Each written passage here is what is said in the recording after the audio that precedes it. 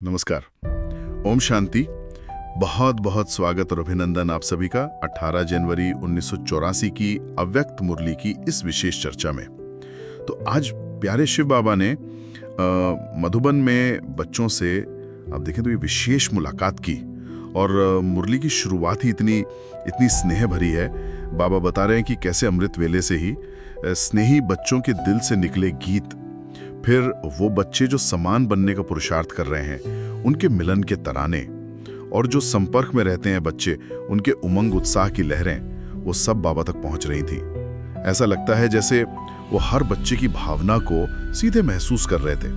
और बात यहीं खत्म नहीं होती, यहाँ तक कि जो बच्चियां किसी न किसी बंधन में हैं उनके स्नेह भरे मीठे उलाहने, आप सोचिए उलाहनों में भी कितना गहरा स्नेह है, वो उलाहने और कई बच्चों के स्नेह रूपी पुष्प वो भी बाप दादा के पास पहुंचे।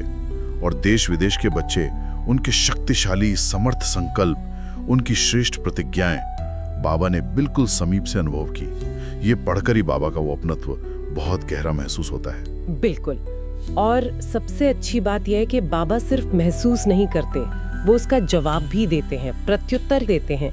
ये दिखाता है कि उनका दिल कितना विशाल है और हर एक बच्चे पर उनका कितना व्यक्तिगत ध्यान है।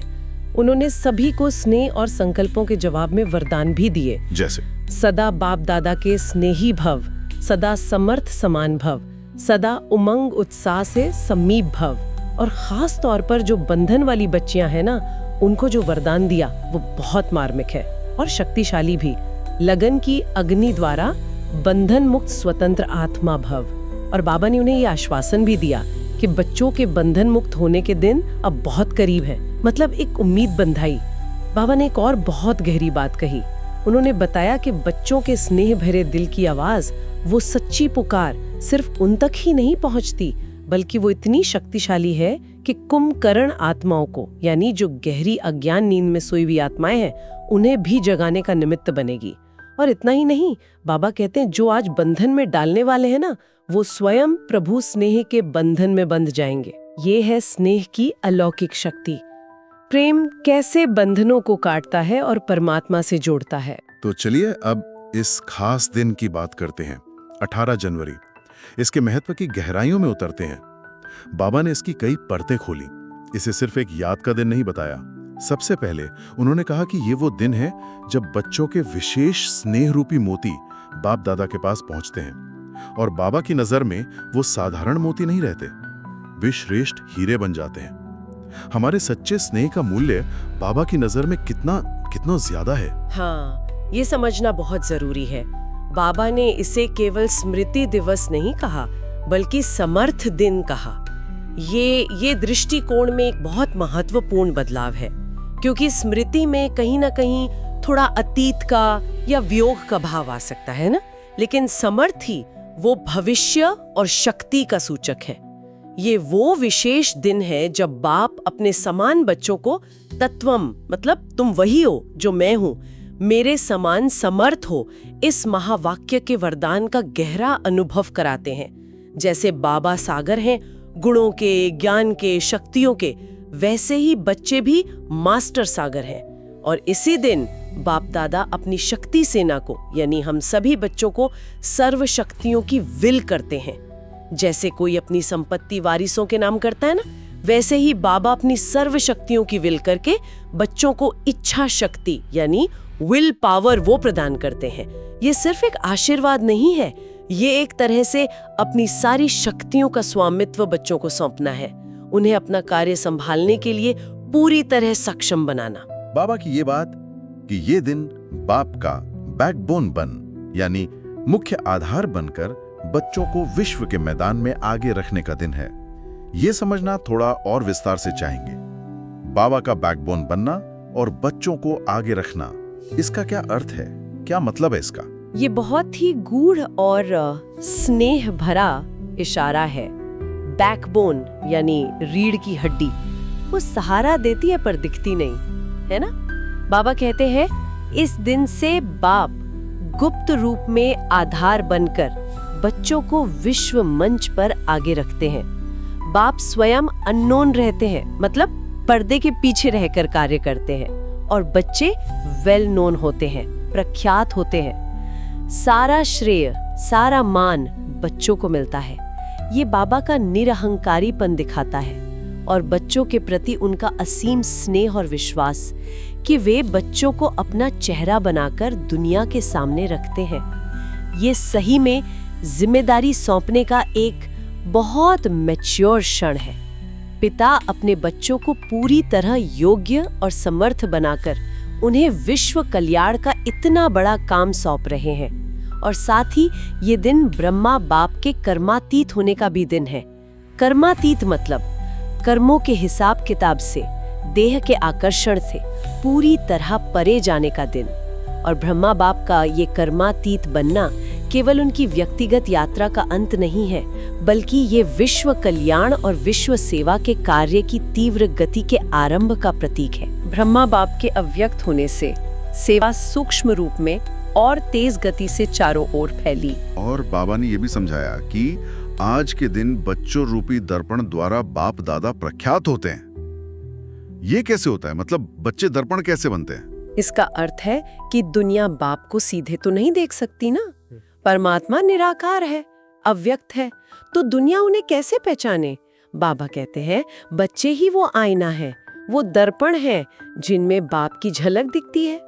जब बच्चे ज्ञान, गुण और शक्तियों से संपन्न होकर चलते फिरते फरिश्ते बनते हैं, जब उनका जीवन दिव्य होता है, तो उनके शांत, शक्तिशाली और स्नेही स्वरूप को देखकर ही दुनिया परमात्मा के अस्तित्व को, उनके परिचय को, उनकी शिक्षाओं को समझ पाती है। बिल्कुल। बच्चों के चरित्र से ही जगत पिता का परिचय मिलता है। बिल्कुल। और इसीलिए बाबा ने हर बच्चे को प्रेरणा दी कि वे अपनी स्थिति को ज्ञान स्तंभ और शक्ति स्तंभ की तरह अचल और अडोल बनाएं। जैसे पिलर मजबूती से खड़ा रहता है, वैसे हर बच्चा अपनी स्वस्थिति में इतना मजबूत हो। बाबा ने कहा कि हर बच्चा बाप का यादगार, जीता जागता शांति स्तंभ है। जो स्थूल शांति स्तंभ मधुबन में बनाया ना, टावर ऑफ पीस, वो तो सिर्फ एक यादगार है, एक सिंबल है।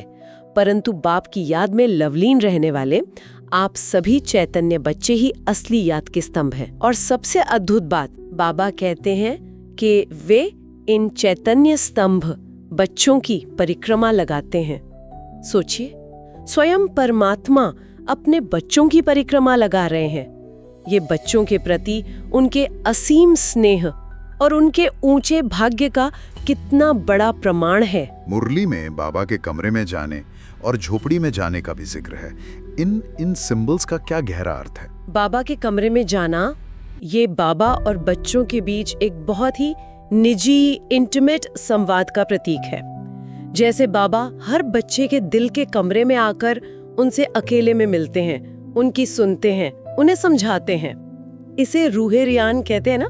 ये बेहद व्यक्तिगत स्नेह का अनुभव है। और झोपड़ी जो बाबा की पहली कुटिया थी, वो दिलवर यानी प्रियतम बाप और दिलरुबा यानी प्रिय बच्चे, उनके पवित्र मिलन की यादगार है।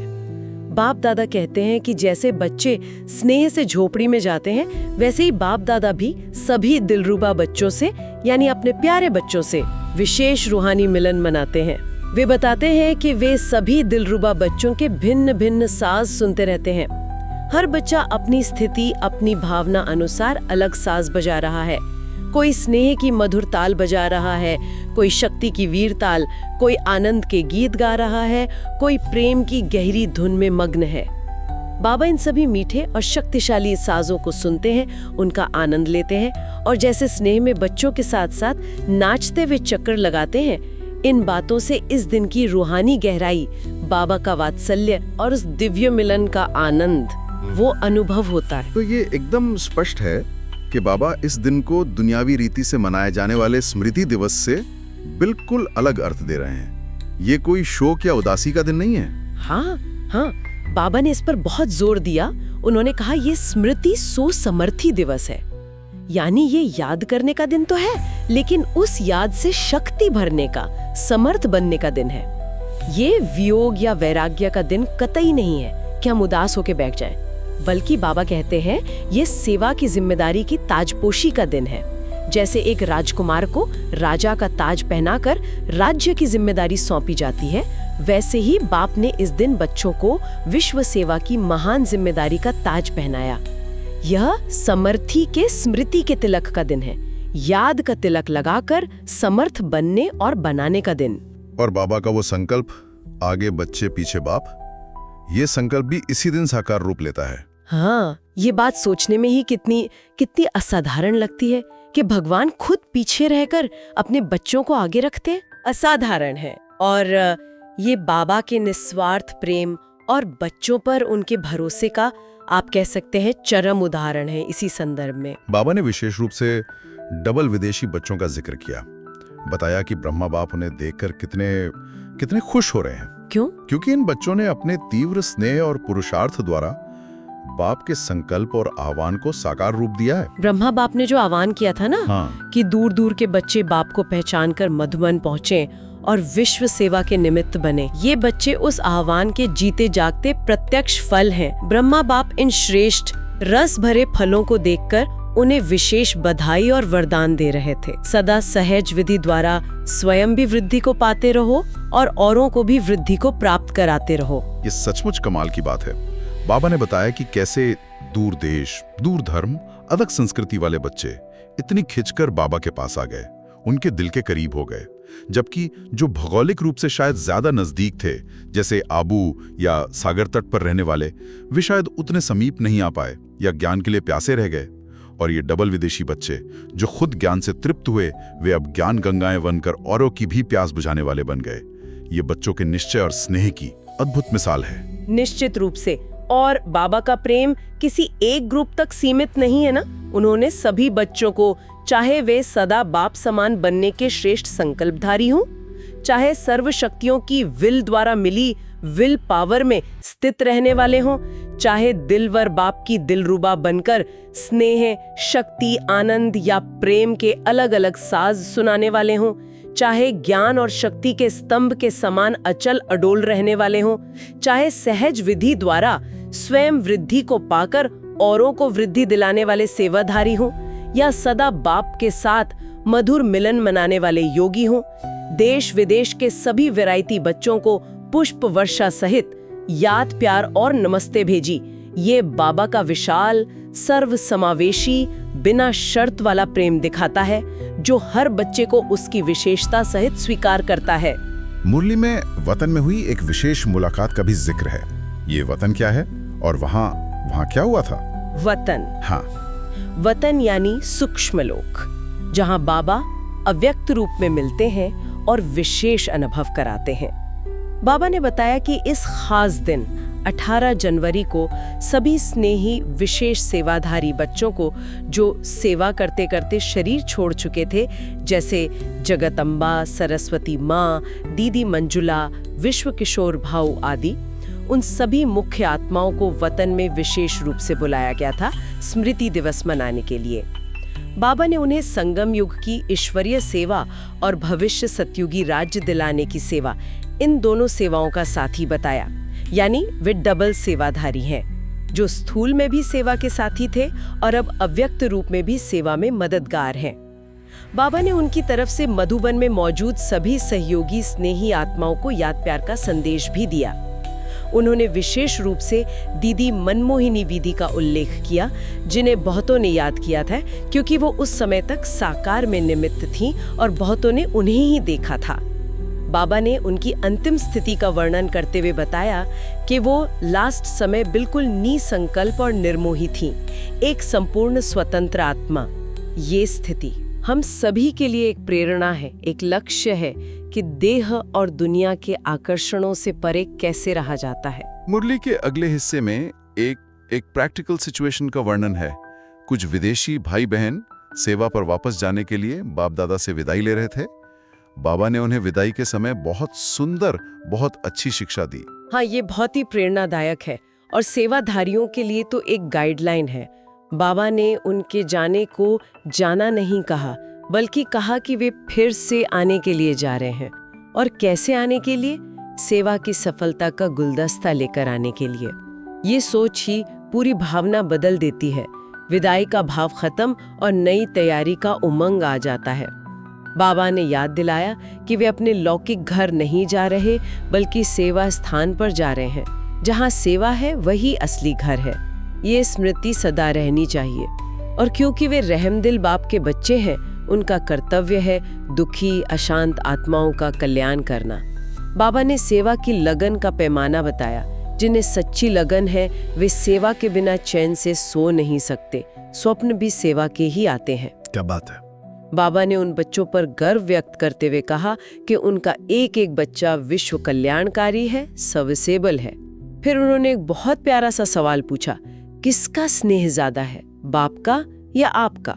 और खुद ही जवाब दिया कि यदि बच्चों का स्नेह बाप से ज्यादा रहेगा तो वे सदा सेफ रहेंगे, माया के वार से सुरक्षित रहेंगे। बाबा ने उन्हें विदाई देते हुए कहा कि वे यहाँ से महादानी, वरदानी, सर्व गुणों से संपन्न आत्माएं बनकर जा रहे हैं और उनका कार्य है अनेकों को ज्ञान धन से धनवान बनाकर सजाकर बाप के सामने लाना।